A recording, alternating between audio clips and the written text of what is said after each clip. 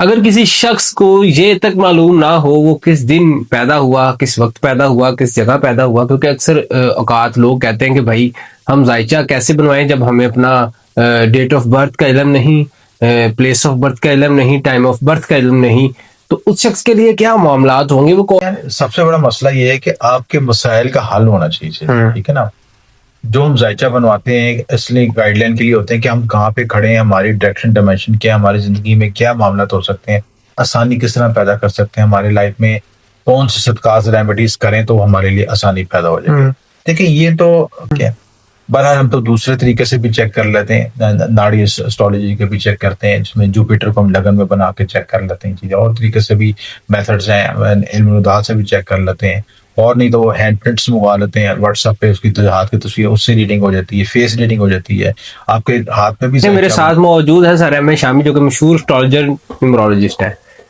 आज हम इनके पास हाजिर खिदमत हुए ये जानने के लिए, अगर किसी शख्स को ये तक मालूम ना हो वो किस दिन पैदा हुआ, किस वक्त पैदा हुआ, किस जगह पैदा हुआ, क्योंकि अक्सर औकात लोग कहते हैं कि भाई हम जायचा कैसे बनवाएं जब हमें अपना डेट ऑफ बर्थ का इल्म नहीं, प्लेस ऑफ बर्थ का इल्म नहीं, टाइम ऑफ बर्थ का इल्म नहीं, तो उस शख्स के लिए क्या मामलात होंगे? वो कौन कौन सी ऐसी रेमेडीज करे जिससे बगैर जायचा बनवाए उसके लिए आसानी वाले मामलात हो? अस्सलाम वालेकुम। जी बात सर, खैरियत से हैं? अल्हम्दुलिल्लाह। सर ये बड़ा मसला है, क्योंकि जब वैदिक एस्ट्रोलॉजी की बात करते हैं तो तीन चीजें जो है एस्ट्रोलॉजर मांगता है भाई: date of birth, place of birth, time of birth.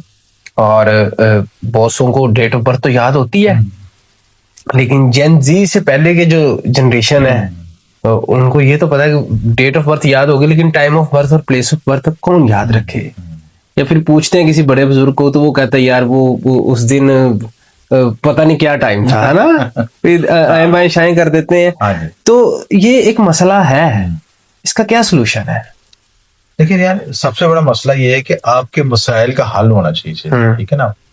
जो हम जायचा बनवाते हैं इसलिए गाइडलाइन के लिए होते हैं कि हम कहाँ पे खड़े हैं, हमारी डायरेक्शन डायमेंशन क्या है, हमारी जिंदगी में क्या मामला हो सकते हैं, आसानी किस तरह पैदा कर सकते हैं हमारी लाइफ में, कौन से सदकात रेमेडीज करें तो हमारे लिए आसानी पैदा हो जाएगी। देखिए ये तो कंफर्म है कि जो शख्स दुनिया में आया वो रोता ही आया, ठीक है ना। जब बच्चा पैदा होता तो रोता ही आया, रोना जिंदगी की लामत है, ठीक है।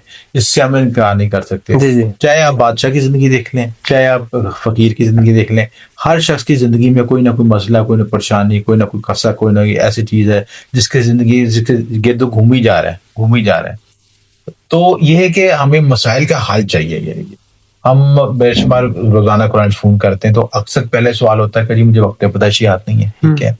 बहरहाल हम तो दूसरे तरीके से भी चेक कर लेते हैं, नाड़ी एस्ट्रोलॉजी के भी चेक करते हैं, जिसमें जुपिटर को हम लगन में बना के चेक कर लेते हैं चीजें, और तरीके से भी मेथड्स हैं, इल्म से भी चेक कर लेते हैं, और नहीं तो वो हैंड प्रिंट्स मंगवा लेते हैं व्हाट्सएप पे, उसकी हाथ की तस्वीर उससे रीडिंग हो जाती है, फेस रीडिंग हो जाती है, आपके हाथ में भी जायचा बना होता है, आपके चेहरे पे भी जायचा बना होता है, एसेंडेंट आपके चेहरे पे भी प्रिंट हुआ होता है। तो बहुत सी चीजें होती हैं जिससे आप एनालिसिस कर सकते हैं, हत्ता कि आपकी हाथ के साथ, आपकी पाँव के साथ वो भी आपकी शख्सियत को वाज़ा कर रही होती है। फेस रीडिंग, बॉडी रीडिंग और बॉडी एनालिसिस, आपकी पर्सनैलिटी एनालिसिस, बहुत से फैक्टर्स होते हैं जिससे हम आपको कैलकुलेशन करने में आसानी मिलती है। और सबसे बढ़ के यह था, आज किसी शख्स को पास सबसे डेट ऑफ बर्थ भी नहीं मालूम है, आपका वक्त पैदाइश मालूम नहीं है, तो वो अपने मसाइल का हल चाहता है। जी। तो उसके लिए वैदिक एस्ट्रोलॉजी में हर महीने एक खास दिन आता है जो कि वो रेमेडीज करने के लिए उसके लिए आसानी पैदा होती है। वो होती है अमावस की रात। अमावस की रात, ये तो हमने हॉरर मूवीज में सुना है। बिल्कुल, आमतौर पर इसको अमलियात के तौर पे देखा जाता है, कभी उस दिन अमलियात किए जाते हैं या कोई तवीज़ गंडे किए जाते हैं या कोई ऐसी चीज की जाती है। हालांकि इसका कॉन्सेप्ट ये है कि उस दिन मून नहीं होता, यानी कमर नहीं होता, यानी कमर का मतलब यानी कमर घटते घटते जब 0 डिग्री पर जाता है, जो का मतलब उस दिन चांद वाज़ेह नहीं होता, एक तरफ तो दुनिया में होता, दूसरी तरफ नहीं होता, तो वो जिस तरफ नहीं होता उधर अमावस की रात उस दिन अंधेरा है बिल्कुल, ठीक है। तो जब अंधेरा होगा तो ज़ाहिर है जो आपकी कायनात की जो मैग्नेटिक वेव्स हैं, उसकी अर्ताश, उसकी फ्रिक्वेंसी में फर्क आ जाता है, ठीक है। उस वक्त जितने भी आपके अमलियात होते हैं, चाहे वो नूरी हो या नेगेटिव हो या पॉजिटिव हो, उसमें करने में एक रास्ता मिलता है, क्योंकि कमर इस सारी चीजों को बहुत कंट्रोल करते हैं, क्योंकि सबसे करीब तरीन सियारा को ही है जी। आपने देखा होगा कि जब चांद चौबन पे होता है तो बदो जजर होता है, पानी उठ के बाहर आता है, समुद्र से ऊपर उठता है, और जब कम होता है तो पानी नीचे चला जाता है। तो पानी पे इंसानी जिस्म भी आपकी वाटर पे बेस करता है, 70% वाटर है इसमें। तो उसी तरह उसके इमोशंस में, उसकी फ्रिक्वेंसी में, उसके चक्रास में, हर एनर्जी के अलाइनमेंट में फर्क आता है चीजें। तो जब नौ मून होता है, अमावस की रात होती है, उस वक्त आप सिंपल ये काम कर लें कि खीर बना के तकसीम कर दें। ठीक है, चावल ले लें, चीनी ले लें और दूध ले लें, जितनी भी हस्ब तफीक है, चाहे 1 कप बना लें, चाहे 2 बना लें, ज्यादा बना लें, और उसको गरीब मुस्तकीन में तकसीम कर दें। और साथ अपने फातिह खानी कर लें चीजें, अपने बुजुर्गों के लिए साले सवाब कर लें, कलाम खानी कर लें, जो भी आसानी से पढ़ सकते हैं, दरूशी पढ़ लें, कुछ भी पढ़ लें चीजें। तो आप उसको करके अल्लाह के नाम पे तकसीम करें और अपने बुजुर्गों के लिए मफरत फरमाई चीजें। ठीक है, देखिए हमारा जो कायनात का असूल है ना, कायनात जो है फ्रिक्वेंसी पे, एनर्जी पैटर्न्स पे चलती है। यूनिवर्स एनर्जी पैटर्न्स में चलता है। जो हमने एनर्जी जो है जिस तरह भेजी होती है उसी तरह हमें पे रिपेल कर रही होती है। अगर हमने ज्यादती की है या हमारे हत्ता के बुजुर्गों की तरफ से भी कुछ ज्यादती हक तलफी हुई है, उसके भी असरात हमारे अगले नस्ल में मुंतकिल हो रहे हैं बदवा की शक्ल में। ठीक है, आपने हमारे बुजुर्गों ने किसी ने कोई हक तलफी की है, कोई ज्यादती की है या कोई भी काम ऐसा किया है, उसकी हक तलफी भी, उसके जो वाइब्रेशन है वो अगली नस्ल में मुंतकिल होती है बदवा की शक्ल में।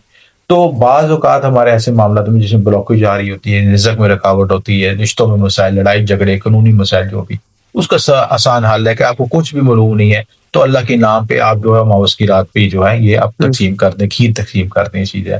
और खीर की इसलिए कहा जाता है कि खीर की जो कमर से रिलेटेड है चीज़ें। तो कमर में जो सदका होता है, चावल, दूध, चीनी, तो ये सारी चीजों को कंबाइन कर लेते हैं, खीर बन जाती है। और खीर भी सफेद रंग की चीज है। ठीक है, और उसको तकसीम करेंगे तो आप जो है आप कमर की नहुसत से बच जाएंगे। कमर की नहुसत हमारा जो तल्लक है, बेसिकली हमारे फोर फादर से तल्लक है, हमारी वालदा से तल्लक है, क्योंकि जेनेटिकली जो असरात हमारे पे मुंतकिल होते हैं वो वालदन से मुंतकिल होते हैं। ठीक है, चाहे खैर हो चाहे बदवा की शक्ल में कुछ भी हो, वो वालदैन की सूरत में एक नस्ल से पीढ़ी से दूसरी तरफ पीढ़ी में मुंतकिल होते हैं। तो सबसे उसकी बेस्ट रेमेडी ये होती है कि आप अमावस की रात पे आप जो है खीर की तकसीम कर लें, फातिहा खानी कर लें, दुरूशी पढ़ लें, कसरत से पढ़ लें।